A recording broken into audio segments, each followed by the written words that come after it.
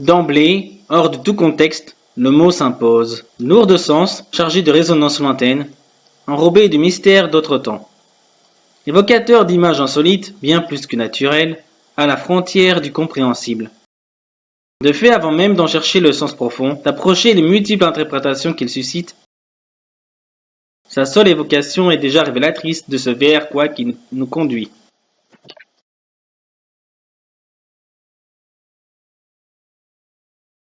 C'est le cas de Sylvie Nash.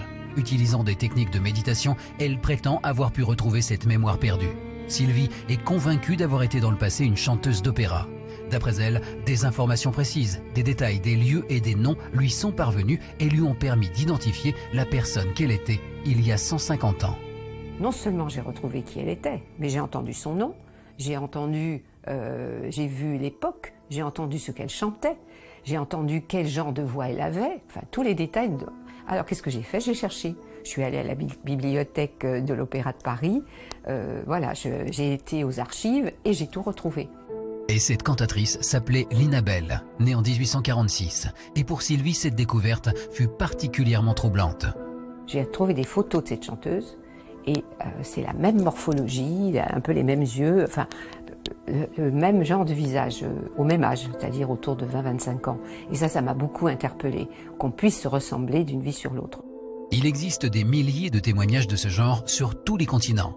Mais aucun de ces cas ne permet aujourd'hui de prouver l'existence des vies antérieures. Il faut d'ailleurs noter que la très grande majorité des croyants en la réincarnation ne gardent aucun souvenir de leur vie passée. Pour eux, cet effacement de la mémoire ferait partie du cycle. L'amnésie de la réincarnation est nécessaire. Parce que, imaginez une seule seconde, si vous aviez été un homme qui avait commis des choses horribles et que vous avez complètement la conscience de ce que vous avez commis, ce serait juste invivable. Alors pourquoi se mettre en quête de cette mémoire perdue? Pascal Lafargue, qui a consacré plusieurs ouvrages sur le sujet, se dit capable de révéler les souvenirs des vies antérieures. Mais sa démarche va plus loin. Une fois les informations acquises, elle fouille dans les archives, part sur le terrain vérifier les noms, les lieux, les détails que lui ont révélés ses visions. Aller sur le terrain, c'est aller chercher des confirmations, c'est aller aussi à la rencontre des gens et ces mêmes gens qui peuvent aussi venir à nous et donner un sens à ce travail. Le but, pour moi, il est de se comprendre qui on est, d'où on vient, ce que l'on vit, pourquoi on n'avance pas dans certains domaines, pourquoi il y a des répétitions de schémas, pourquoi ça n'avance pas. Ça va mettre en avant tout ça. Et à partir du moment où on comprend ce qui s'est passé avant, eh bien c'est déjà une ouverture d'explication.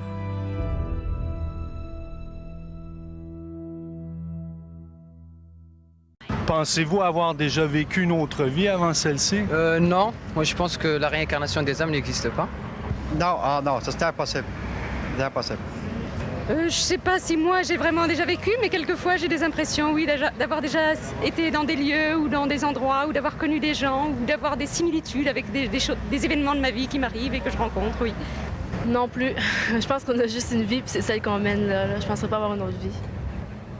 Avant, après, mon Dieu, aucune sorte d'importance dans la vie, ça. Mais c'est en Asie que l'on croit surtout aux vies antérieures. Par exemple, en Chine, lorsqu'un enfant naît, on demande « Mais qui peut bien être ce vieillard qui revient parmi nous ?» En Occident, c'est avec George Harrison, ex-Beatle, qu'on commence à parler de vies antérieures. Il disait « Nos amis sont tous des âmes que nous avons connues lors de d'autres existences. » Henry Ford, le père de la voiture Ford, et Thomas Edison, l'inventeur de l'ampoule électrique, expliquent leur succès grâce à leurs vies antérieures. Un autre ardent défenseur de cette théorie fut le général américain George Patton, qui combattit les nazis durant la Deuxième Guerre mondiale. Il était certain d'avoir acquis son génie militaire sur d'anciens champs de bataille lors de ses vies passées.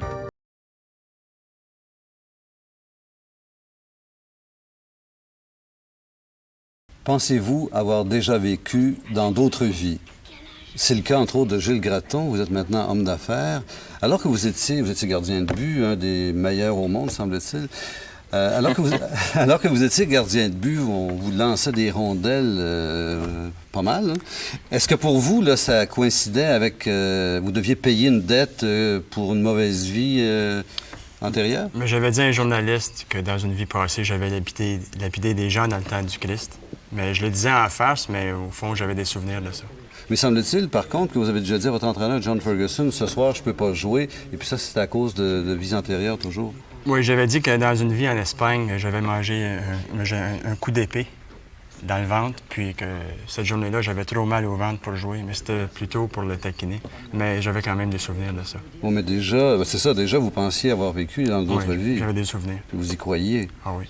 Lisa Carducci, vous êtes professeur de français au secondaire. Je pense que votre premier flash, vous l'avez eu très jeune. Votre premier flash de vie antérieure, c'était à Mont-Roland. Qu'est-ce qui s'est passé? Oui, on est allé habiter à Mont-Roland. J'ai amené ma petite sœur à un endroit. J'ai dit, viens, je vais te montrer quelque chose que j'ai fait. Et j'avais effectivement poussé un nœud dans le bois. Le morceau était sec et c'était tombé, ça avait creusé un trou. J'ai dit, regarde, c'est moi qui ai fait ça. Ma mère me dit, mais c'est absolument impossible. C'est la première fois qu'on vient ici. Alors, c'est le premier flash qui m'est resté d'avoir vécu avant cette vie. Et ça s'est développé depuis? Oui, par beaucoup d'expérience. Placide Gabourey, vous êtes sage, je pense, oui. Un savant. Vous avez passé votre vie à étudier et à chercher toutes les vérités. Oui, ça c'est vrai. C'est quoi pour vous les vies antérieures? Bien, pour moi, il n'y a rien d'explicable dans le présent, sinon parce qu'il est arrivé avant. Mais même dans notre vie ordinaire, quand on fait quelque chose aujourd'hui, c'est parce qu'on a fait quelque chose hier qui influence ce qu'on a fait aujourd'hui. Dans ma propre vie, moi, j'ai pas eu l'expérience d'avoir vécu, mais je sais qui j'étais. Mais quand j'ai écrit un livre, par exemple, j'ai l'impression que c'est une sagesse que j'avais avant, qui s'empare de moi à ce moment-là. Ça, c'est très clair. Et vous, téléspectateurs, est-ce que vous aimeriez avoir vécu des vies antérieures? Ensuite, j'ai vécu au temps des barbares, au 10e siècle, plutôt. Et là, j'étais un esclave. Et elle m'a dit aussi que c'était en rapport avec ma peur du sang que j'ai présentement, car je suis mort la tête coupée. Ensuite, j'ai été un roi d'un petit pays, je sais pas lequel. Et dans cette vie-là, il paraît que j'étais très intransigeant. Et c'est ça, je devais cultiver beaucoup de tolérance vis-à-vis des gens aujourd'hui. Mais des fois, j'ai un fantasme que j'ai déjà vécu au Moyen-Âge, mais c'est pas sérieux. Et pour vous, téléspectateurs, c'est sérieux, ces histoires de vies antérieures? Je pense que pour vous, Gilles Gratton, c'est sérieux. Oui, je me souviens, je peux parler de mes 5 dernières. Au 12e siècle, j'étais pirate. Au 14e siècle, j'étais un moine errant en Inde. Au 17e siècle, j'étais un riche propriétaire terrien en Espagne. Au 18e siècle, j'étais un prêtre espagnol. Et au 19e siècle, j'étais un chirurgien anglais qui vivait en Allemagne. Est-ce qu'il y avait un lien entre ça, ou d'après toi? Est-ce que tu voyais qu'il y avait des choses qui se répétaient? Ou... Dans ces vies-là? Oui. La richesse, disons. J'avais pas mal d'argent à travers ces vies-là. Et vous avez été pas comme moine errant, mais après. Là. Vous avez été moine et prêtre, il y a l'aspect religieux. Il y a moine et prêtre, puis la plupart de mes voyages, je les ai faits en Espagne puis en Inde. Vous aussi, je pense que vous avez été religieux déjà dans une vie antérieure. Oui, j'ai été un évêque qui était pas très commode, qui était pas très bon, en fait, et qui méprisait les Jésuites. Les Jésuites, une congrégation, et qui les a persécutés. Et moi, je suis revenu pour réparer ça. J'ai payé ma dette aux Jésuites, en fait, pendant 34 ans. Je trouve que c'est assez suffisant. et je suis resté pauvre, puis lui, il était très riche. Alors, je suis resté pauvre pendant longtemps. Alors, j'ai payé ma dette sur ce plan-là. Et vous, Placide, vous n'avez vécu qu'une seule vie antérieure? Non, j'ai vécu plusieurs vies, mais c'est la plus importante. Lisa Carducci, vous avez vécu combien de vies? Moi, j'ai connaissance de 9 jusqu'à maintenant, mais j'ai été 2 fois, je suis certaine d'avoir été un homme. Une fois, j'étais peintre, ça devait être vers le 13e siècle. Et une autre fois, j'étais... Vous faites de la peinture maintenant? Oui, je fais encore de la peinture. J'étais un homme aussi, je ne sais pas si j'étais riche ou politiquement important, mais au moment où j'étais sur mon lit de mort, il y avait des gens qui attendaient cet événement-là. Il allait se passer quelque chose au moment où je mourrais. Je suis mort à l'époque probablement d'une tumeur du fémur.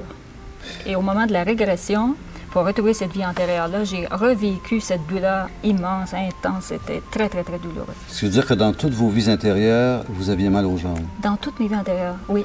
Est-ce que c'est encore actuel, ça? Encore dans cette vie, oui. Je suis Donc, née c'est quelque avec chose un mal de jambes et je continue aujourd'hui. Parce qu'on voit ça dans les études qui ont été faites, que ça a toujours tendance à se répéter.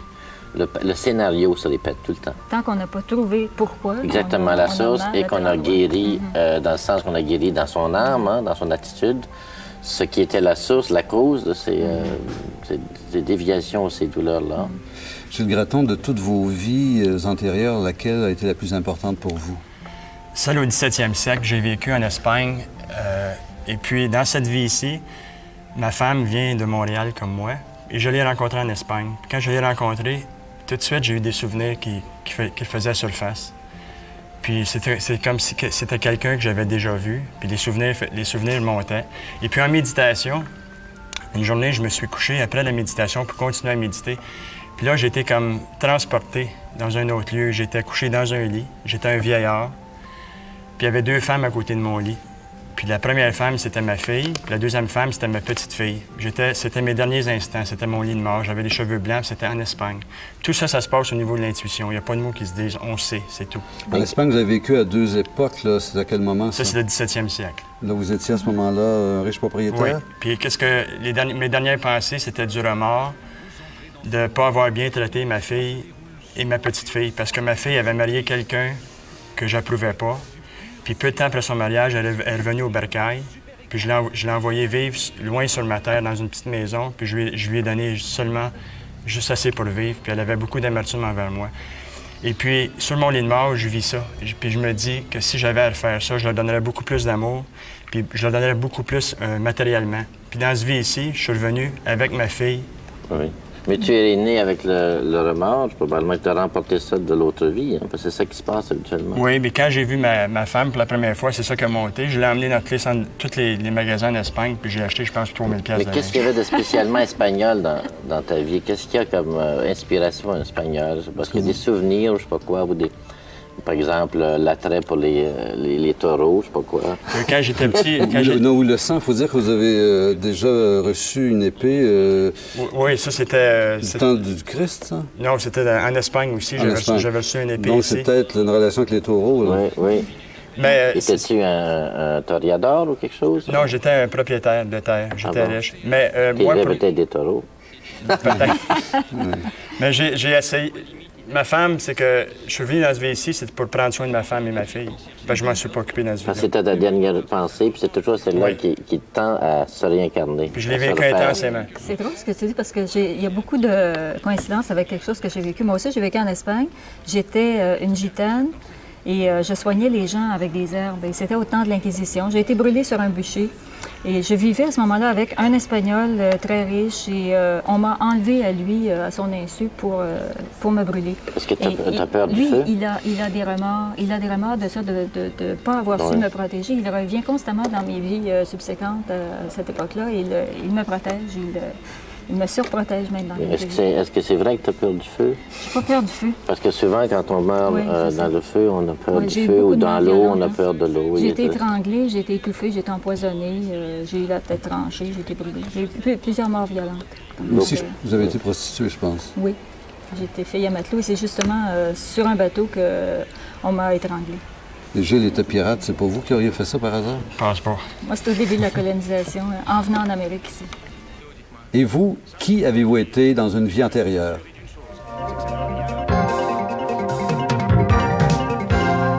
Qu'est-ce que ça change dans votre vie de pensée que vous avez déjà vécu avant? Moi, je trouve que c'est plus agréable de vivre comme ça parce qu'on sait qu'on a un temps infini devant soi et qu'on a plein de choses de possibles dans sa vie, dans celle-là, dans celles qui étaient déjà et dans celles qui viendront peut-être. Puisqu'il y en a avant, il n'y a pas de raison qu'il n'y en ait pas après. Et oui, vous, Gilles Gratton, est-ce que ça arrange votre vie d'avoir vécu des vies antérieures? Ça a changé beaucoup de choses. Je veux dire, même quand j'étais jeune, tout petit, j'avais des souvenirs. Mais chaque fois que j'ai une relation avec quelqu'un, soit surtout avec ma femme et ma fille, ou avec mes parents, chaque fois que j'ai une relation avec quelqu'un, je peux voir le passé. Puis des fois, si on a de l'agressivité envers quelqu'un, on peut voir dans une vie passée pourquoi on est agressif. Puis là, on peut donner plus d'amour à cette personne-là. Souvent, une personne, on va l'aimer tout de suite. Ça, c'est toujours des vies passées. Toutes nos relations. Moi, ça a changé toutes mes relations avec les gens. Tu finis par pardonner beaucoup plus on pardonne beaucoup. Facilement, ou bien tu as le goût au moins d'aller vers autrement. Tu sais que le problème sera toujours là. Hein? Puis quand on ressent une négativité envers une personne, si on peut la contempler d'où ça vient, là, on peut donner de l'amour à la place, puis ça arrange, ça balance la relation. C'est comme si ça dissipe le passé. Il n'y a plus de passé. Hein? Le passé s'en va à ce moment-là. Ça rend meilleur. Ça rend meilleur. Moi, ça m'a beaucoup rapproché de Dieu. Et puis, ça a apporté un sens à la vie. À un certain moment, je me suis interrogée sur la disparité de toutes mes vies. Je me suis dit, il y a sûrement un fil conducteur entre tout ça. Et puis, au moment où je l'ai trouvé, je suis toujours un agent d'évolution pour une personne qui est près de moi. Parfois à travers de très, très grandes souffrances pour moi et pour l'autre aussi. Tu sens plus lié aux personnes, hein? Oui, ça crée, c'est sûr, le lien se solidifie puisqu'il existait déjà. Et puis, ça apporte énormément de sérénité. sérénité, parce qu'on sait où on s'en va, on sait que la vie a un sens. Ce qui était avant a amené à ce qu'on est aujourd'hui, puis on s'en va vers quelque chose. Alors. Mais d'une certaine façon, ça vous arrange pas de croire aux vies antérieures, en ce sens que vous êtes résigné plus facilement, ou vous dites si ça va mal, ben ça va aller mieux dans une vie future. Non, c'est pas ça, ça serait de la passivité. Non, je vois pas du tout ça comme ça. C'est, au contraire, moi, en tout cas, je peux te dire ce que ça me donne, c'est, elle parlait de sérénité, d'une sorte de paix. Mais tout d'abord, le sens de la responsabilité. C'est toi qui es responsable de tout ce qui t'arrive. Et ça, c'est très fort à un moment donné. Deuxièmement, faire ce qu'on a à faire, puis on attend, comme le semeur qui met la semence en terre. Tu peux pas accuser personne. C'est mes parents, c'est le clergé, c'est le gouvernement, c'est les péquistes. Tu peux pas... Donc, tu peux pas accuser personne. C'est la panacée universelle. C'est toujours toi qui est derrière ça. Et ça devient très fort. À un moment donné, tu peux pas y échapper. C'est fini. C'est toi. Oui, mais à quelle vie, là? Gilles, vous avez vécu 5 vies, vous aussi. Est-ce que c'est la 3e vie qu'on atteint ou la 4e vie? Non, j'ai vécu beaucoup plus que 5 vies. Oui, mais je veux dire, à quelle vie on devient serein et sage et tout, là, comme vous l'êtes? Mais je demande, moi, je ne veux pas répondre pour toi, mais j'ai l'impression que c'est pas tellement telle vie, mais que c'est qu'une attitude qui se dégage, une connaissance qui se dégage de ça. Tu sais, c'est une connaissance, ça. Oui, mais ce que je veux dire, dans la vie antérieure, là, votre vie antérieure, vous étiez moins serein que vous l'êtes maintenant et vous serez plus serein dans la vie future, c'est ça? Est-ce que dans ma vie antérieure, ma vie précédente, j'avais connaissance d'avoir vécu avant? Ça, c'est une question que je me pose. Mais je penserais, moi, que d'après ce qu'on peut savoir maintenant, c'est que si tu as répété ta vie comme ça, tu ne pouvais pas savoir que tu étais ce que tu avais été. En d'autres mots, que tu savais la cause de tes problèmes. Parce que si tu avais su la cause de tes problèmes, tu l'aurais réglé. Et maintenant, tu sais beaucoup plus la cause de ton problème et c'est pour ça que tu peux la régler. Mais il y a des choses que j'ai réglées. Il y en a d'autres qui restent à Oui, régler. mais c'est possible que d'autres choses, d'ici à la fin de ta vie, vont surgir, vont sortir. Est-ce qu'on peut dire que plus on vit de vie, plus on devient parfait? Oui, mais c'est pas tellement le nombre, parce que le nombre, c'est à peu près actuellement, d'après les régressions, là, c'est 52 à peu près. On peut vivre jusqu'à 52 vies. 52 années entre les vies, puis on les pète très récemment, là, on vient très souvent, parce qu'il y a beaucoup de problèmes, puis les gens en prennent beaucoup. Et c'est surtout la raison pour laquelle ils viennent, d'ailleurs, parce que c'est très difficile de vivre actuellement. C'est curieux, on pense pas à ça, on pense qu'au contraire, il faut venir quand c'est beau, quand c'est le fun. Mais c'est le contraire qu'ils font. C'est parce qu'ils viennent ici pour apprendre des leçons. Et que c'est pas le nombre de vies qui est important, c'est le nombre de leçons que tu apprends. Qui peut vivre des vies antérieures? Moi, j'ai pas l'impression d'en avoir vécu, là, peut-être parce que je n'ai pas cherché, mais est-ce qu'on en vit tous? Oui, bien, je sais pas si... je ne veux pas répondre pour les autres, là, mais tu vas leur donner une chance. Non, mais allez-y. Okay. Mais je pense que c'est pas nécessairement des flashs dramatiques que tu vas avoir, mais d'un coup, tu as une intuition. Et tu penses que ça vient peut-être de quelqu'un d'autre, mais ça peut venir de ton fond à toi. Ton fond que tu n'as pas encore fait surgir, que tu n'as pas épuisé dedans, là. Ouais, c'est ce qu'on appelle le déjà-vu, ça? Déjà-vu, ça peut être un incident que tu as vu et qui débloque toutes sortes de choses. Ça peut arriver dans un rêve, même. C'est peut-être un des indices de la vie antérieure. Mais il y a autre chose. Il y a, par exemple, le fait que tu découvres un talent que tu ne savais pas que tu avais. Et qui était caché là. On choisit nos vies. Hein? Oui. Quand on est sorti de notre corps, on choisit où on veut revenir. C'est ce qui fait que, d'ailleurs, on se retrouve souvent avec des parents ou des amis. On a d'autres relations avec ces gens-là. Celui qui était mon père pourrait être mon fils ou mon pire ennemi dans une autre vie. Et ça donne un sens d'une famille universelle. Moi, la façon dont je compare ça, c'est un peu comme une troupe de théâtre qui vient. Disons que vous êtes 12 joueurs, 12 acteurs, et vous jouez 3 pièces à travers la province. Vous allez jouer plusieurs rôles, mais vous allez toujours être ensemble. C'est un peu ça. Il y a une sorte de groupe qui s'est créé, là, puis vous revenez avec ce groupe-là, mais pas les mêmes rôles, donc vous ne reconnaissez pas nécessairement les mêmes personnes.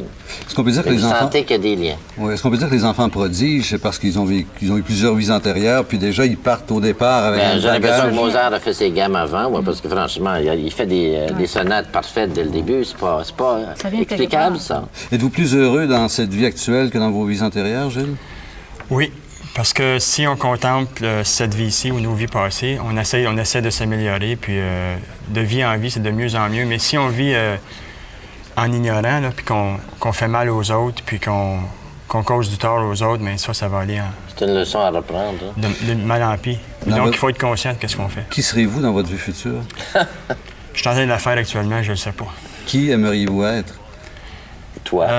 Wayne Gretzky. Bon, le hockey qui revient. Et vous, êtes-vous plus heureuse dans cette vie-ci que dans les vies antérieures? Bien, je suis heureuse de savoir que je sais.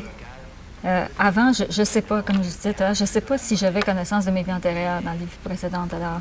Mais ça apporte énormément de savoir. Et votre vie future, quelle sera-t-elle? Je ferai un pas en avant, ça c'est certain. On peut dire que le futur sera ce que tu fais présentement. Moi, c'est la suite, la conséquence de ce que tu fais. Comme aujourd'hui, disons que tu fais quelque chose de pas tellement parfait, demain, tu vas en souffrir. C'est exactement ça. On dit que le passé est garant de l'avenir, donc on fait ça tout le temps, en fait. On vit ces choses-là tout le temps, sauf que là, on voit ça sur un plan plus grand, mais en fait, à chaque jour, on prépare le lendemain. Et des lendemains qui peuvent être à beaucoup de conséquences. On ne sait jamais d'avance ce qu'on fait, vraiment. Comme on étudie l'histoire pour savoir, comprendre ce qui se passe aujourd'hui, mais c'est un peu la même chose. On fait notre histoire de demain. Quand vous vivez des vies antérieures, ce sont des flashs qui durent quelques secondes, ou si vous vivez pendant 6 mois, 1 an, 2 ans, riche terrien en Espagne ou fille de matelot? C'est des méditations. Moi, en méditation, c'est des visions, même des films qui me passent devant l'esprit, puis que je vois des grandes fresques. Alors, tu les as pas en dehors. Quand tu sors dans ton état normal, là, tu les as pas. C'est quand tu es en état de réflexion. De réflexion, de contemplation et méditation que ça vient. Donc, ce sont des flashs, ça ne dure pas très longtemps. Ça peut durer longtemps. Je pense que plus on est en contact avec son jeu profond, là, plus on sent des choses. Mais pas des années. Surface, là. Vous ne vous prenez pas pour un riche terrien pendant 2 ans, 3 ans, quand même. Non. C'est en méditation, mais ça, si ça m'est venu, c'est pour comprendre ma relation avec ma femme et ma fille. Par exemple, moi, je viens d'écrire un roman là, à temps plein, 40 à 50 heures semaine pendant plus d'1 an. Mais pendant tout ce temps-là, j'ai revécu ce que j'avais été avant, parce que ce roman-là parle de mes vies antérieures. Il y a un autre aspect que j'avais voulu dire quand je trouvais que ça me donnait quelque chose de croire à ces choses-là. C'est que ça me donne l'expérience qu'on est toute une seule famille humaine et que tu peux plus blâmer personne. Les Juifs, les Libanais, les Américains, n'importe. Tu peux plus faire ça parce que tous ces gens-là ont été une partie de toi à un moment donné. Alors tu es comme toujours avec la grande famille et ça te rend beaucoup plus respectueux. Tu peux pas dire il y a eux puis nous. Ça n'existe plus à un moment donné. À un certain niveau, c'est dépassé. Et si c'était vrai les vies antérieures, comment peut-on les expliquer? Alors, ceux qui ne croient pas en l'existence des vies antérieures vont vous dire que tout ce que vous nous avez raconté, là, c'est ce qu'on appelle le phénomène de la mémoire anormale. C'est-à-dire c'était un flash un jour que vous avez eu, qui est resté dans votre subconscient, puis c'est ressorti. Qu'est-ce que vous répondez à ça? Bien, les vies antérieures, c'est subjectif, puis la science, je pense pas qu'elle peut prouver ça. Mais la science pourrait peut-être expliquer que moi, à l'âge de 15 ans, quand j'ai vu un piano pour la première fois, j'ai commencé à jouer. Quand j'entends quelque chose, je peux le jouer sur le piano tout de suite, par l'oreille, je lis pas la musique. À 17 ans, j'ai commencé, je parlais pas l'anglais. Quand j'ai déménagé en Ontario, j'ai parlé l'anglais en 3 jours. Parfaitement. Je parle sans accent, puis les gens me demandent puis les gens me demandent si je viens pas d'Angleterre ou d'Australie. Ouais. Ça, c'est une méthode qu'il faudrait que vous nous expliquiez. Méthode Graton. Lisa Carducci, moi, on veut bien vous croire, mais c'est un peu difficile à croire. J'ai pas eu ces coups de génie-là, mais Einstein, quand il parlait de la relativité, disait c'est les autres qui ont besoin de preuves, moi, j'en ai pas besoin. Alors, c'est la même chose dans mon cas. Moi, je sais que ce que j'ai vécu, je l'ai vécu. Avez-vous une preuve scientifique, Placide? Non, il n'y a pas de preuve scientifique dans ça. Il ne faut pas en attendre. C'est la foi. Bien, c'est l'expérience, pas la foi. Exactement. Quand tu expérimentes quelque chose, tu le sais. L'homme peut-il se réincarner? Y a-t-il une vie après la mort? Ce jeune garçon en est de toute évidence persuadé. Bonjour, je m'appelle Cameron. Cameron se souvient avoir grandi dans une vie antérieure sur la petite île écossaise de Barra, à plus de 400 km au large de Glasgow, où il habite actuellement. J'habitais dans une maison blanche avec ma mère, mon père et mes 3 frères et sœurs. Apparemment, il était à Barra. Et tout à coup, il est tombé et a atterri dans mes bras. Si je lui demande « Qu'est-ce que tu entends par là ?», il me répond « J'étais à Barra et je suis tombé dans une sorte de trou ». Des enfants du monde entier prétendent se souvenir de vies antérieures. C'est un phénomène particulièrement intéressant. Avec l'aide du psychiatre Jim Ticker, Cameron et sa mère vont essayer de percer le mystère de sa soi-disant vie antérieure à Barra. Existe-t-il des explications rationnelles aux coïncidences étonnantes qui vont suivre? Ou faut-il y voir l'œuvre de forces surnaturelles?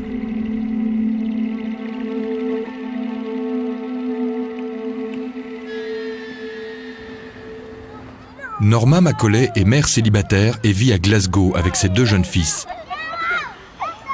J'ai 2 fils adorables. Et je ne dis pas ça parce que ce sont les miens. Martin a 6 ans et Cameron en a 5. Depuis que Cameron sait parler, il ne cesse de décrire sa soi-disant enfance passée à Barra, une île de l'archipel écossais des Hébrides.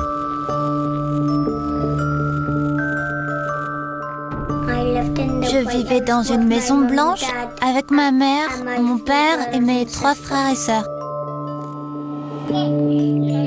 Depuis qu'il a 2 ans, la famille de Cameron ne cesse d'entendre la même histoire. En grandissant, ses propos n'ont pas changé, ils sont juste plus précis.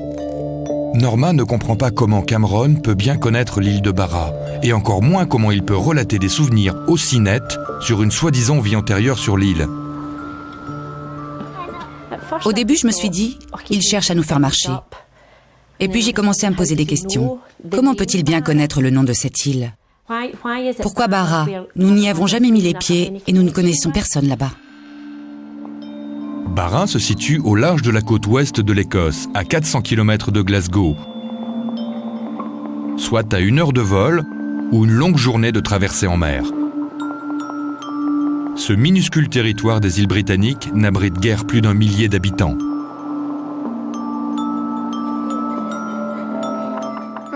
Mon endroit préféré à Barra, c'était la plage.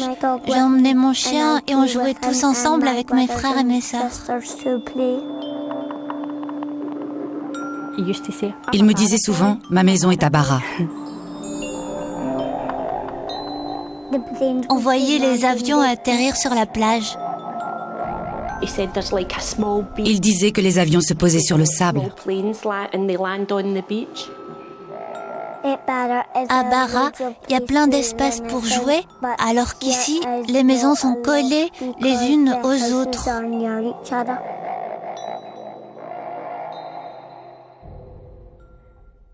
Un jour, j'ai fini par dire, on va partir tous les 3 à Barra. Et là, Cameron m'a répondu, je vais vous montrer ma maison et vous faire le tour de l'île.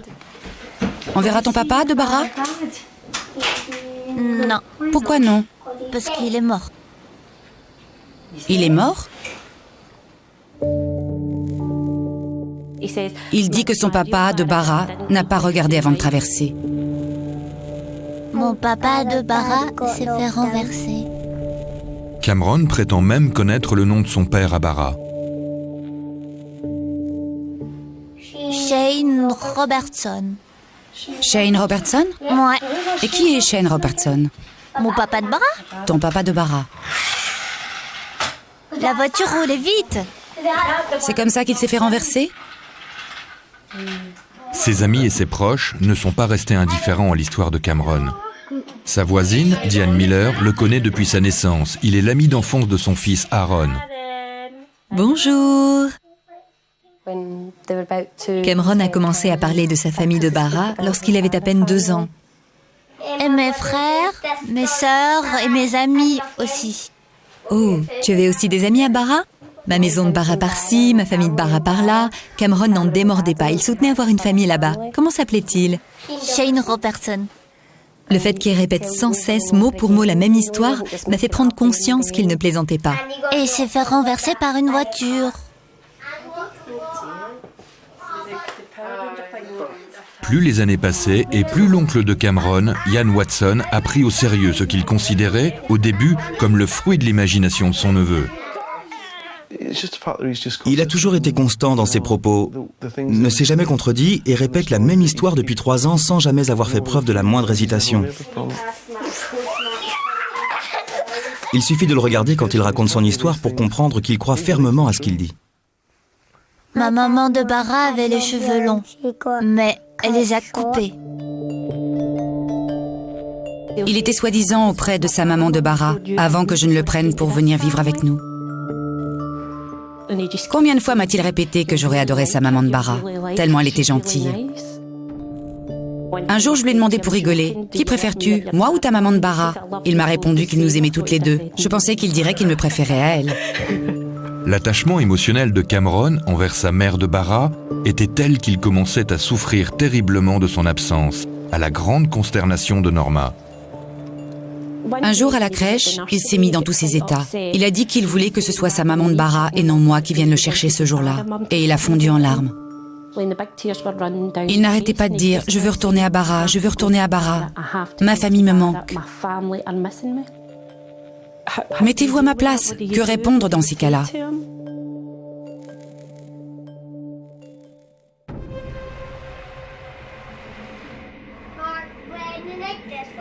Depuis le jour où il a appris à parler, Cameron n'a cessé de décrire sa vie antérieure, son enfance passée sur la lointaine île écossaise de Bara, dans les Hébrides. Cameron veut désespérément retourner à Bara, mais Norma, sa mère, souhaite comprendre s'il existe une explication rationnelle à ces bien étranges souvenirs.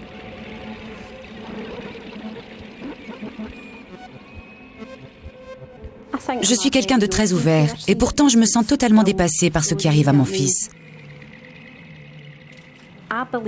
Je suis persuadée que Cameron connaît Bara. Mais comment? Je l'ignore. Et en toute franchise, je ne pense pas que quelqu'un puisse répondre à ça. Je n'exclus aucune possibilité, mais j'ai besoin de comprendre. J'aimerais juste savoir s'il a vu tout ça à la télévision ou si la maison dont il parle existe réellement. Pour lever ce mystère, Norma décide de frapper à la porte du psychologue Chris French, rédacteur en chef du magazine The Skeptic, qui démystifie les phénomènes paranormaux. Elle espère qu'il sera en mesure de lui fournir une explication rationnelle. Je pressens immédiatement si les soi-disant souvenirs réels d'un enfant ne sont en fait que le fruit de son imagination, qui, comme on le sait, est débordante à cet âge. Elle l'est d'autant plus de nos jours avec la prolifération des chaînes et programmes télévisés, sans compter Internet, bien sûr. Ne pensez-vous pas qu'il ait tout simplement vu tout ce qu'il décrit à la télévision ? Je ne dis pas que c'est impossible, mais je n'ai jamais vu de programme télévisé portant sur Bara. Et à ma connaissance, Cameron n'a jamais regardé la télévision seul. Mais il se peut que quelqu'un que vous ne voyez peut-être plus lui ait raconté une histoire qui se passe à Bara. Je ne vois pas qui. Et quand bien même, comment expliquer que son frère Martin, qui n'a qu'1 an de différence, ne connaisse pas Bara? Encore une fois, il est probable que... Ce que j'essaie de vous dire, c'est ce que je pense. Croyez-moi, je ne remets pas en doute vos propos. Moi non plus, mais croyez-moi, je sais avec certitude que personne ne lui a jamais parlé de Bara. Tous mes proches sont formels. Ils ne connaissent personne qui y soit déjà allé. D'accord, mais il ne s'agit pas forcément de quelqu'un de votre entourage. Écoutez-moi, 2 cas de figure sont possibles. Soit votre fils a entendu parler de Bara, soit, et les probabilités sont minimes, nous sommes confrontés à un phénomène bien plus complexe et intéressant. Norma ressort de cet entretien avec plus d'interrogations que d'éléments de réponse. Est-il possible que l'histoire de Cameron ne relève pas du fruit de son imagination ? Norma décide d'aller plus loin et de s'entretenir avec Karen Majors, psychopédagogue, spécialiste des enfants et de leurs mondes imaginaires. Enchantée. Enchantée. Je suis la maman de Cameron. Le cas de Cameron est fort intéressant. La manière dont il décrit son univers est bien loin des amis et mondes imaginaires que les enfants, y compris ceux en bas âge, ont pour habitude de se créer.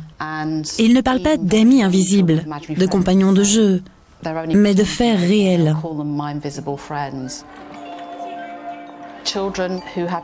Les enfants qui se créent leur univers, leur bulle si vous voulez, en sont les maîtres. Ce sont eux qui tirent les ficelles, qui décident de ce qui se passe. C'est là une caractéristique propre à ce phénomène. Or, il semble que Cameron ne rentre pas dans ce moule. Il ne contrôle absolument rien. Il en est la marionnette. Il faut donc, à mes yeux, creuser ailleurs. La conclusion de Karen conforte Norma dans sa conviction. Les descriptions faites par Cameron sur sa vie à Bara ne sont pas banales.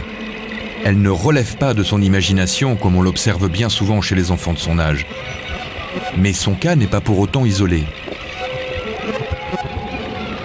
Au cours des 40 dernières années, 2500 enfants prétendant se souvenir d'une vie antérieure ont été répertoriés. Toute une équipe de chercheurs s'est alors constituée dans l'enceinte de l'Université de Virginie pour étudier ce phénomène. Le psychiatre Jim Tucker en dirige les recherches. On l'observe partout dans le monde, dans les milieux et familles qui croient ou non en la réincarnation. Nombreux sont les cas où les déclarations des enfants se sont révélées exactes. La constance et la précision des souvenirs relatés sont deux caractéristiques récurrentes.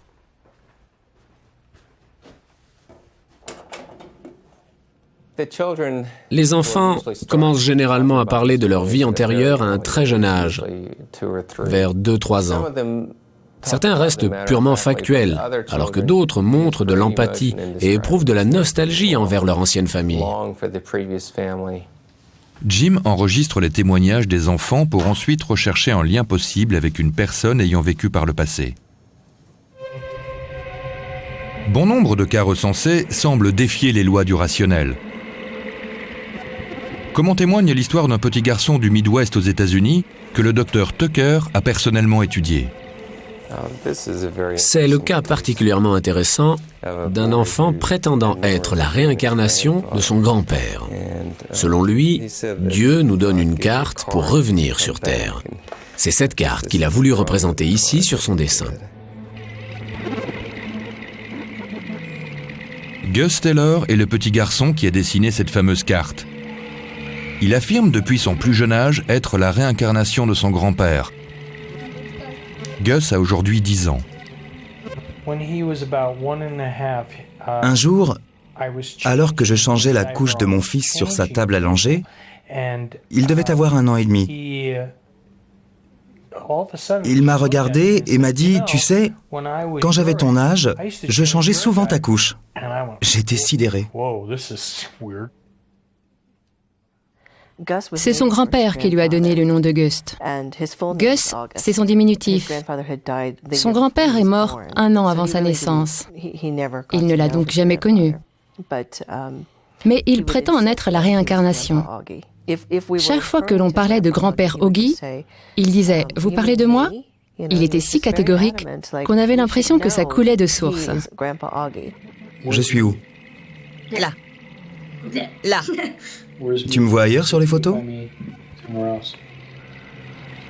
Gus avait 4 ans lorsque Ron lui a donné un vieil album de famille. À la surprise de ses parents, Gus a été capable de reconnaître son grand-père sur une vieille photo de classe et d'identifier la première voiture qu'il s'était offerte. Il m'a montré une photo et je lui ai dit que c'était ma première voiture. Mon père a répondu « Alors ça, c'est étrange. C'est en effet sa première voiture. » C'est plutôt effrayant. Le sentiment de contrariété de Cathy et Ron face à la capacité de Gus à identifier son grand-père sur les photos va très vite laisser place à la consternation. Gus et moi étions en train de papoter lorsqu'il a commencé à parler de grand-père Augie, ce qui n'était pas inhabituel en soi. Je lui ai alors demandé, lorsque tu étais grand-père Augie, tu avais des frères et sœurs? Il m'a répondu qu'il avait une sœur, mais qu'elle était morte. Sa réponse m'a interpellée parce qu'il n'y a pas eu de décès dans la famille. Je l'ai regardé et il m'a dit « On l'a retrouvée morte noyée. De méchants garçons l'ont tuée. » Je suis resté sans voix. J'étais abasourdi. Je me demandais comment il pouvait savoir une chose pareille. On aurait apparemment retrouvé le corps de sa tante assassinée dans la baie de San Francisco. Je ne comprenais pas comment il pouvait connaître les circonstances de sa mort. D'autant plus que ce sujet était resté tabou dans la famille. Entendre mon fils parler de la mort de sa tante alors qu'il n'avait jamais connu son grand-père, ni même sa tante d'ailleurs, m'a fait prendre conscience qu'il y avait quelque chose de pas clair dans toute cette histoire. La réincarnation fait très peu d'adeptes en Occident. Selon Chris French, ceux qui adhèrent à cette doctrine y trouvent un réconfort face à la mort.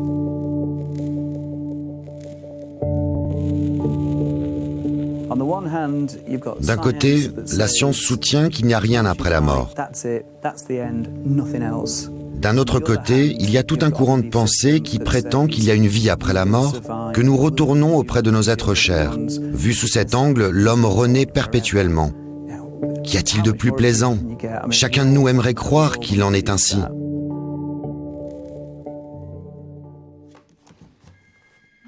Pour Cathy Taylor, l'idée que son fils Gus soit la réincarnation de son grand-père va à l'encontre de son éducation religieuse. Je suis issue d'une famille baptiste.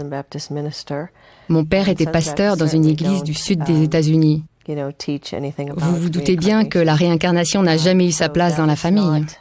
Je n'y ai donc pas songé un seul instant. Jusqu'au jour où il m'a regardé et m'a dit « Maman, tu sais, une fois que l'on meurt, on renaît. » Et il m'a de nouveau regardé en me disant « Me voilà de nouveau enfant. » Et il semblait ravi.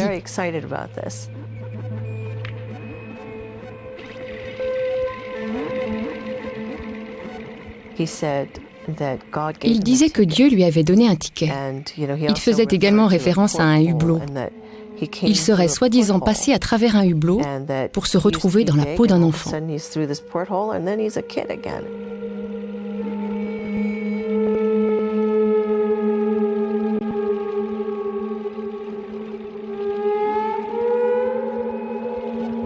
Le témoignage de Gus ressemble étrangement à celui du jeune garçon écossais, Cameron.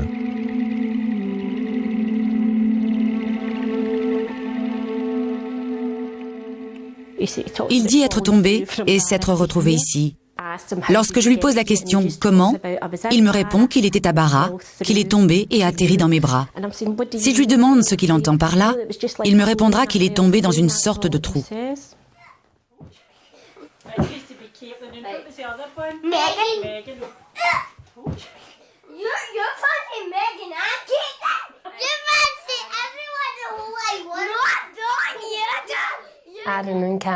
Un jour, alors qu'Adam et Cameron étaient en train de jouer, j'ai entendu Adam dire que ce n'était pas si grave de mourir, parce que Cameron lui avait dit qu'après la mort, on renaît dans le corps de quelqu'un d'autre.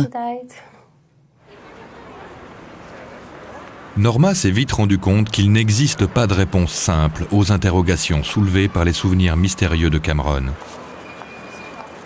Suite aux demandes incessantes de son fils, Norma se décide finalement à emmener Cameron à Barra.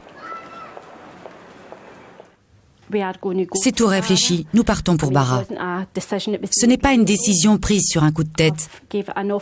Cette question m'a hanté l'esprit et m'a coûté de houleuses discussions avec ceux qui n'y étaient pas favorables. Et j'espère pouvoir leur prouver que j'ai pris là la bonne décision. Ce voyage permettra peut-être de fournir une explication aux souvenirs de Cameron, ou de les enterrer à tout jamais. Tu veux courir ? J'espère qu'une fois à Barra, Cameron verra de ses propres yeux que Barra n'a rien à voir avec ce qu'il s'était imaginé et tournera la page une fois pour toutes. Il est grand temps de faire quelque chose, car toute cette histoire va trop loin. Beaucoup trop loin. Depuis le centre de recherche de l'Université de Virginie, Jim Tucker s'est entretenu avec Norma et s'est intéressé de très près au cas de Cameron. Tous les détails fournis par Cameron devraient nous permettre de lever ce mystère. Barra est une petite île et nous disposons d'un nom. Nous devrions donc être en mesure de vérifier si les témoignages de Cameron collent ou non à la réalité. C'est une opportunité sans précédent pour Jim, qui n'hésite pas une seconde à sauter dans le vol Virginie-Glasgow pour rejoindre Norma et suivre l'affaire en personne. La tournure que prend toute cette histoire est intéressante. Si les propos de l'enfant se vérifient, nous aurons alors la preuve qu'il s'agit bien là de souvenirs d'une vie antérieure. Norma, enchantée. Voici Cameron. Bonjour Cameron. Cameron, dis bonjour au monsieur. Non. Je suis le docteur Tucker, comment vas-tu? C'est le docteur Tucker. Bonjour. Tu peux me décrire ta maison à Barra? Elle était blanche. Tu te souviens combien d'étages il y avait? Un ou plusieurs? Un étage. Est-ce que tu as vu ton père se faire renverser? Tu te souviens de son nom? Oui. Comment s'appelait-il? Shane Robertson. Shane Robertson. Tu pourrais me le décrire? Il avait les cheveux en brosse et il portait toujours des chemises. Les cheveux en brosse. Et portait des chemises. Norma a fini par trouver quelqu'un à qui se confier, quelqu'un qui la comprenne. Il parlait de cette autre famille avec un tel enthousiasme que les gens pensaient que je l'avais adopté ou qu'il n'était pas mon fils biologique. Et en parle-t-il toujours autant? Quelquefois, il va en parler un peu moins, mais pour repartir de plus belle le lendemain. Il est content de partir à Barra? Ouais.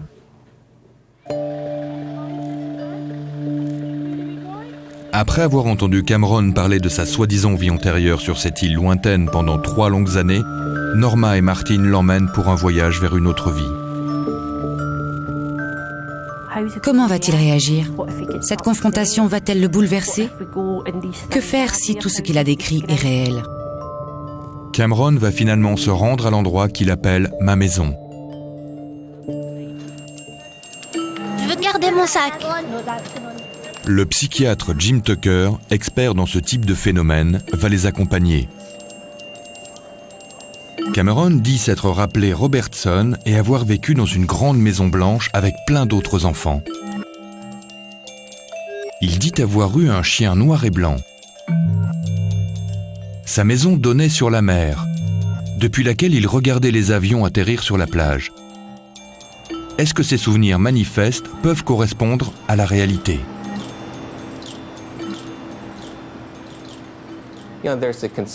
On pourrait craindre que ce voyage soit traumatisant pour Cameron si les souvenirs qu'il décrit se confirment.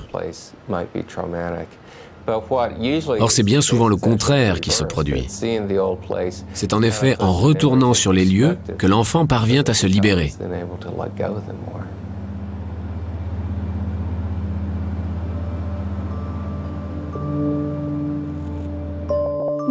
Les avions se posaient sur la plage.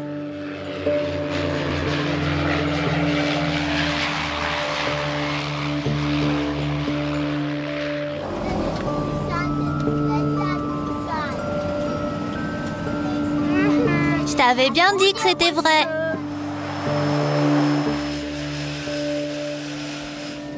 Tu reconnais? Oui.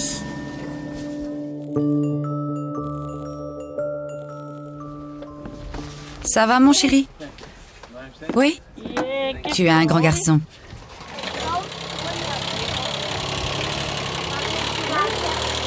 Je t'avais dit, maman, qu'il fallait me croire. Quand il m'a dit « Tu vois, maman », je t'avais dit que c'était la réalité. Je lui ai demandé « Tu es content d'être là ?»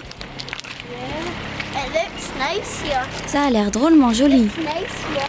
C'est vraiment beau. Une fois descendus de l'avion, ils vont récupérer leurs bagages. Il me disait qu'il aimait bien aller à l'extrémité de la baie pour essayer d'attraper les avions. Il volait bien trop haut, pas vrai? C'est un début plutôt prometteur. Il semble reconnaître les lieux. Il a dit à son frère « Je t'avais bien dit que c'était vrai ». Et il était très heureux d'être là. On allait souvent sur cette plage pour regarder les avions voler. Vraiment? Tu penses pouvoir me montrer? Si ces propos correspondent bien à la réalité, ce sera pour nous un grand pas en avant. Barra n'est pas le genre d'endroit qui change rapidement. Il devrait donc pouvoir reconnaître les lieux sans trop de difficultés. Je suis trop heureux de revenir ici. Tu es content d'être là, pas vrai? Tu en as tout l'air.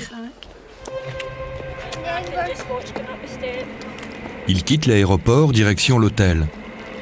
Ils profitent du trajet pour jeter un premier coup d'œil sur l'île. Maman? Quoi? On va peut-être voir ma maison en chemin? Oui, on va voir si tu arrives à la reconnaître.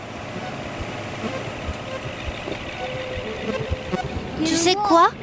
Je connais la personne qui habite là, mais... Tu connais la personne qui habitait là? Mais je me souviens plus. Oh maman, ça doit être dur d'aller là-bas. Tu penses? Ouais, parce qu'il faudrait revenir à la nage. Maman, je reconnais chaque détail.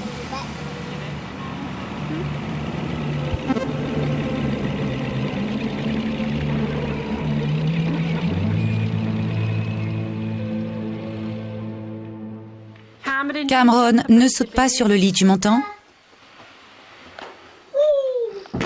Tu te rends compte qu'on est ici à Barra? Ouais, rien n'a changé.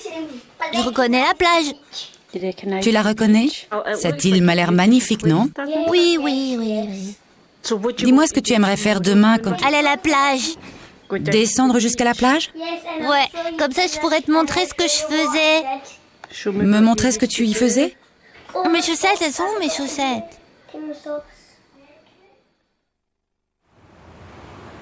Dès le lendemain matin, Norma et Jim mènent leur petite enquête.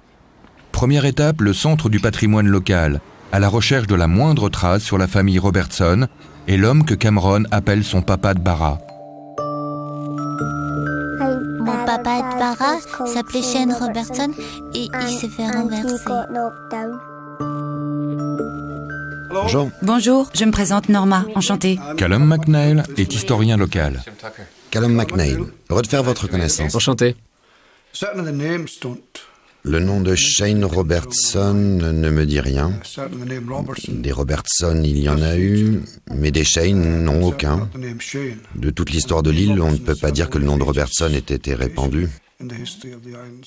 Aucune preuve ne vient donc attester qu'il y ait bien eu une famille du nom de Robertson qui aurait vécu dans une maison sur la côte.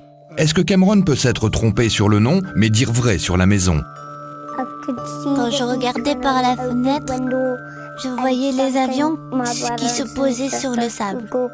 Quand mes frères et sœurs allaient à la plage, je pouvais les voir courir depuis la fenêtre. Dans notre maison, il y avait un téléphone comme celui-là. Le témoignage de Cameron apporte des éléments clés sur l'endroit et la période à laquelle il prétend avoir vécu sur l'île. De quelle époque peut-il bien s'agir, sachant qu'il a parlé d'avion et de téléphone? Très probablement après la guerre. Après? Oui, après la guerre. Il parle d'avions qu'il voyait atterrir depuis chez lui. On peut donc supposer qu'il vivait à l'extrême nord de l'île. J'en dirais autant, oui. Les allées et venues d'avions volant à haute altitude indiquent en effet qu'il vivait à l'extrême nord de l'île. Cet indice va les conduire sur la route menant à l'extrême nord de l'île.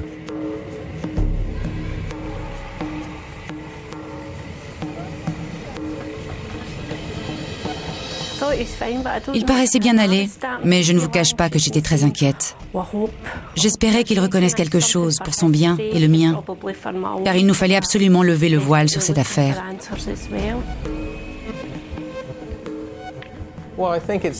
Il n'y a rien de plus décevant pour un enfant que de ne rien reconnaître une fois sur les lieux de sa vie antérieure. C'est bien souvent ce qui se passe lorsqu'on les y emmène trop tard. Il semblerait que leurs souvenirs commencent à s'estomper à l'âge de 6-7 ans lorsqu'ils entrent en primaire. Ils ont déjà passé en revue la quasi-totalité des maisons de l'île, la plupart blanches, en bordure de mer, mais toujours aucune trace de la maison de Cameron. Si seulement je pouvais savoir ce qui se passe dans sa tête, me mettre à sa place, ne serait-ce que 5 minutes, pour savoir ce qu'il ressent.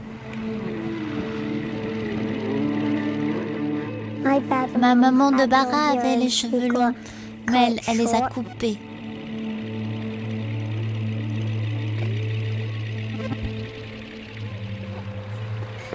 Alors que la déception gagne Jim et Norma, Cameron, lui, est tout simplement heureux d'être à Barra. Il ne tient pas en place tellement il est heureux d'être là. Hier, il m'a même demandé si sa joie se lisait sur son visage. Il n'a pas arrêté de répéter à son frère, « Tu vois, je t'avais bien dit que c'était la vérité, que je ne mentais pas, tu vois ?» En dehors des avions qui atterrissent bien sur la plage, aucun autre lien ne peut être établi entre les souvenirs de Cameron et la réalité. J'ai eu une discussion avec lui ce matin pour qu'il sache que ce n'est pas grave s'il ne se souvient pas de quelque chose et que si ça arrive, il ne doit pas se sentir obligé de quoi que ce soit, mais nous dire simplement « je ne me souviens plus ». Et il m'a répondu « ne t'inquiète pas maman, je te dirai la vérité ». Aucune maison blanche s'apparentant à la description de Cameron. Pas de chien blanc et noir, pas de famille Robertson non plus. Ils retournent à l'hôtel sans la moindre piste.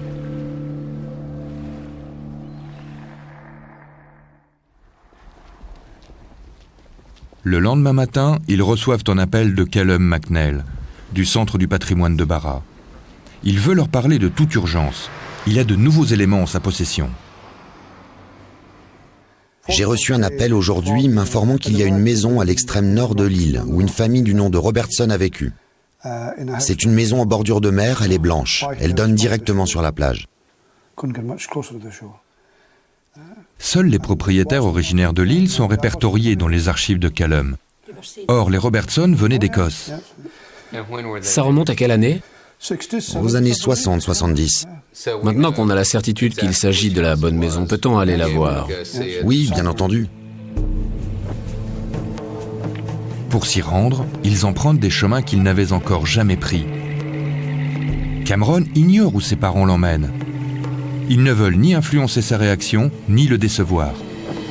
Ils suivent une petite route côtière les menant tout droit à la maison.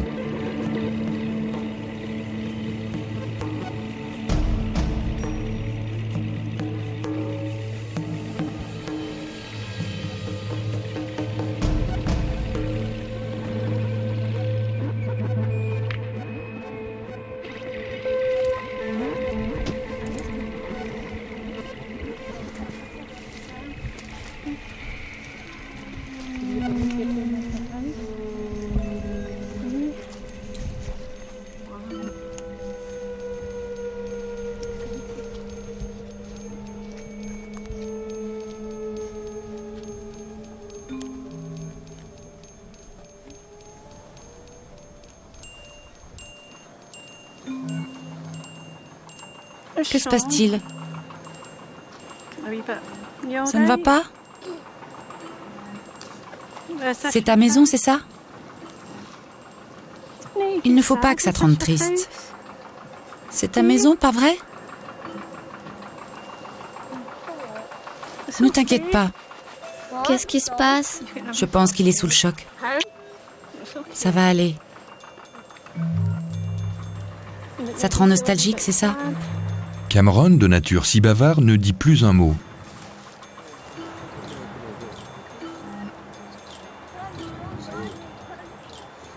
En contrebas, des rochers et un portillon menant directement à la plage.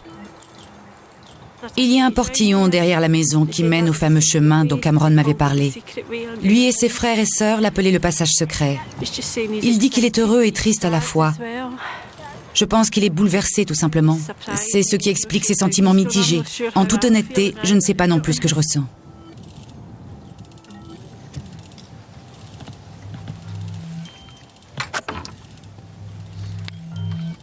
On peut entrer ?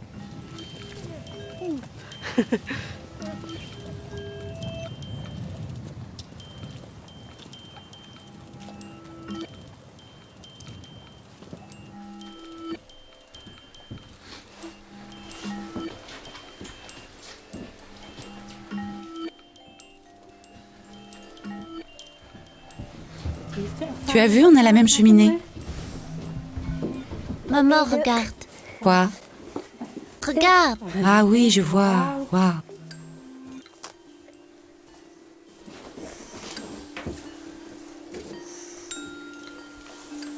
Ça va?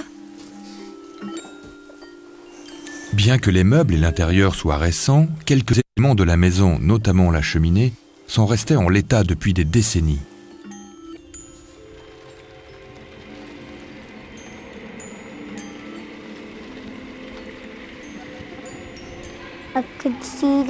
Quand je regardais par la fenêtre, je voyais la plage. Et quand mes frères et sœurs allaient jouer dans le sable, je pouvais les regarder depuis la fenêtre.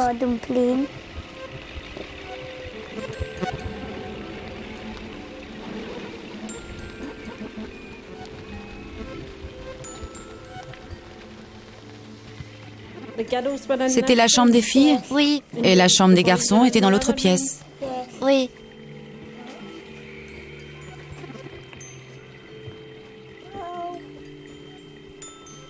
Je peux? C'était exactement pareil? Non. L'allume-cheminée n'y était pas? Tu es content de revoir ta maison?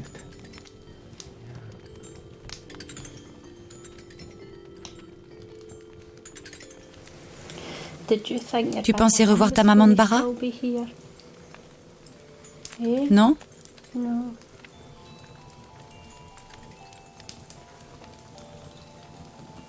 Elle te manque? Je suis là, moi.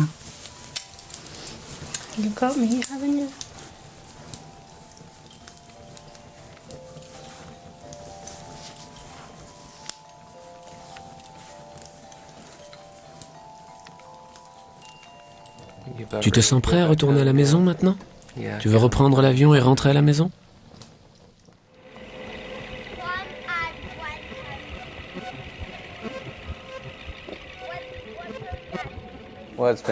Ce voyage a été fructueux.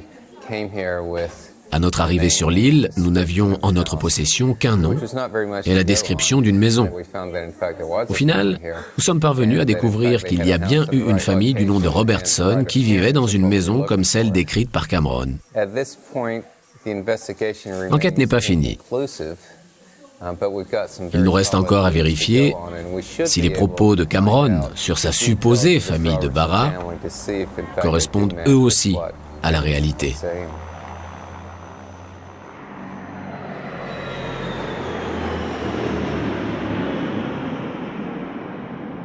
De retour à Glasgow, Norma fixe un rendez-vous avec la généalogiste Ruth Boreham, qu'elle avait préalablement contactée pour retracer l'histoire de la famille Robertson. Elle a découvert que les Robertson étaient originaires de Glasgow et avaient possédé la fameuse maison de Bara pendant plus de 20 ans. Elle a retrouvé les traces d'une certaine Gilly Robertson qui vit encore aujourd'hui en Écosse. J'ai trouvé le numéro de téléphone et l'adresse de Julian et de son mari. Gilly Robertson aurait apparemment passé ses vacances d'été dans la maison de Bara, à l'époque où Cameron prétend y avoir vécu. Vous pouvez le garder et... Vous pensez que je peux la contacter? Son adresse et son numéro de téléphone sont dans l'annuaire, donc à la portée de tous. Vous pouvez donc en effet envisager d'entrer en contact avec elle. L'âge correspond. Elle a 2 fils, 2 frères et une sœur. C'est incroyable. Norma a désormais entre les mains les coordonnées d'un membre de la famille des Robertson. Leurs questions ne vont pas rester sans réponse.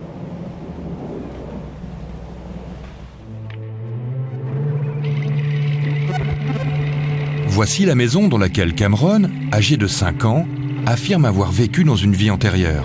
Il soutient y avoir grandi avec sa famille, les Robertson.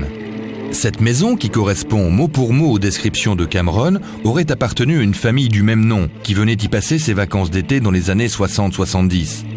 La maman de Cameron, Norma, est partie à la recherche de Gilly Robertson et a convenu d'un rendez-vous avec elle. Mais de retour à Glasgow, la réaction de Cameron, en apprenant la nouvelle, fait l'effet d'une bombe.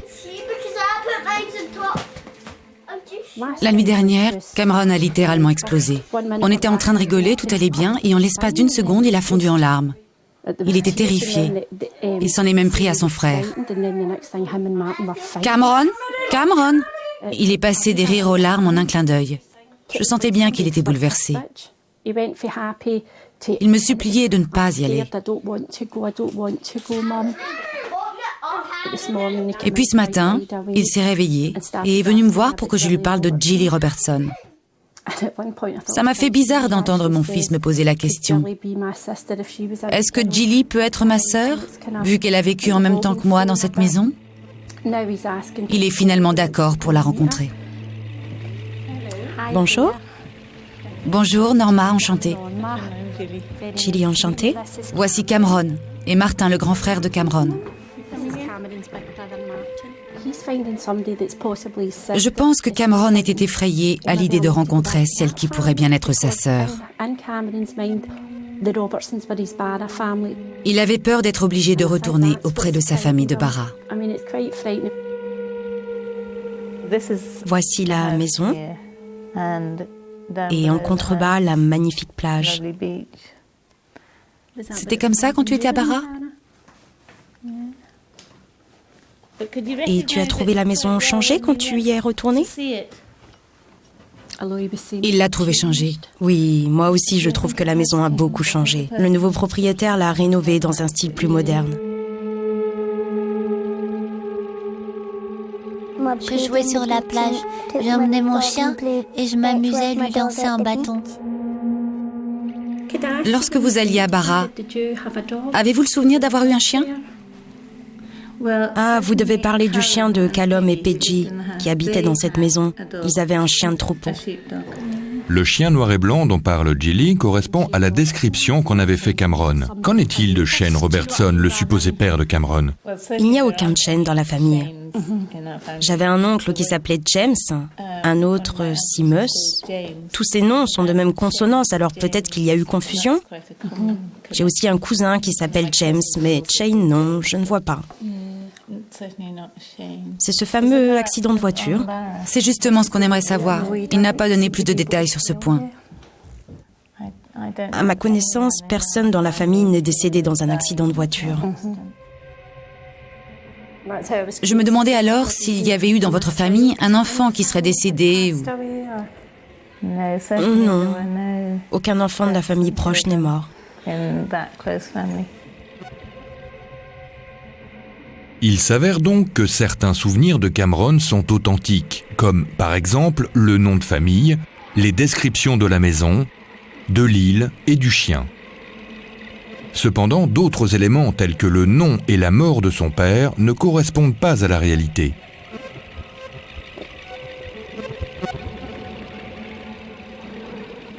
Au début, j'espérais que les souvenirs de Cameron étaient exacts.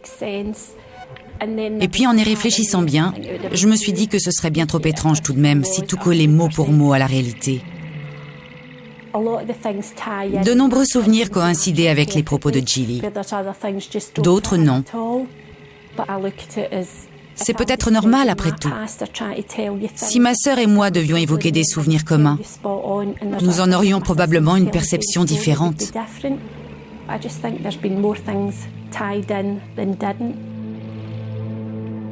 Si les souvenirs de Cameron sont bien ceux d'une vie antérieure, alors nous devons nous interroger sur la raison pour laquelle certains éléments sont exacts et d'autres non.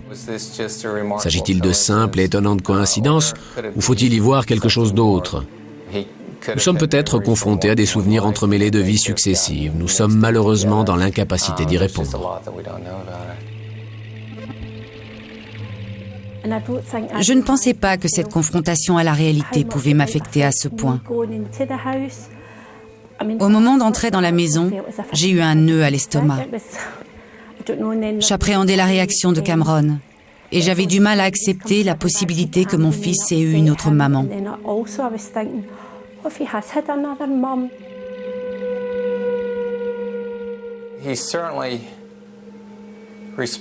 La manière dont Cameron a réagi montre clairement son attachement à cette maison.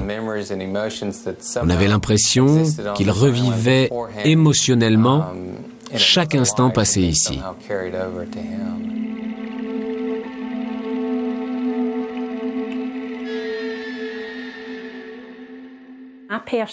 Toute cette histoire est plus compliquée qu'elle n'en a l'air. Chacun est libre de se faire son propre jugement, mais à mes yeux, il ne fait aucun doute que mon fils a dit vrai. Il reste des zones d'ombre qui, à mon avis, ne pourront jamais être élucidées. Il n'existe donc pas de réponse claire. Mais une chose est sûre, les souvenirs persistants d'une vie antérieure passée sur une île lointaine ne hantent plus l'esprit de Cameron. Depuis que Cameron est allé à Barra et que nous avons vu de nos propres yeux que ce qu'il disait était vrai, ses souvenirs ne viennent plus le hanter. C'est en quelque sorte comme s'il n'avait plus rien à prouver. J'ai l'impression qu'il est en paix avec lui-même. C'est incroyable comme les choses ont changé.